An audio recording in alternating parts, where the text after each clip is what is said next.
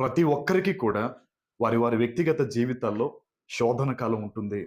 విశ్వాసంలో ఎదిగే ప్రతి ఒక్కరూ కూడా ఒకానొక సందర్భంలో శోధించబడతారు. శోధన లేకుండా, ఇబ్బందికరమైన మార్గంలో వెళ్ళకుండా ఏ వ్యక్తి ముందుకు వెళ్ళలేడు. యోబు జీవితంలో మీరు చూడండి, భయంకరమైన శోధనొచ్చింది. దేవుడు పరీక్షించాడు యోబుని. యోబు నిలబడ్డాడు, తట్టుకున్నాడు. ఆయన అంటాడు గదా! యెహోవా ఇచ్చెను, యెహోవా తీసుకునన్నాడు. నాకు దేవుడు అన్నీ ఇచ్చినప్పుడు నేను దేవుని స్తుతించాను గదా! ఈరోజు ఏమీ లేకపోయినా నేను దేవునితో ఉంటానని తన భార్యతో కూడా ఈ మాట చెప్పగలిగాడు.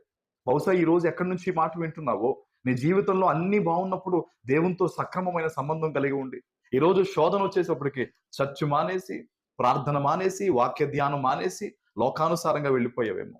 ఈరోజు దేవుడు నీతో మాట్లాడుతూ ఉన్నాడు. శోధన సహించువాడు ధన్యుడు. యోబు సహించి తన జీవితంలో రెండంతలు అధికమైన ఆశీర్వాదాన్ని పొందుకున్నాడు. ఈరోజు నువ్వు కూడా తట్టుకుని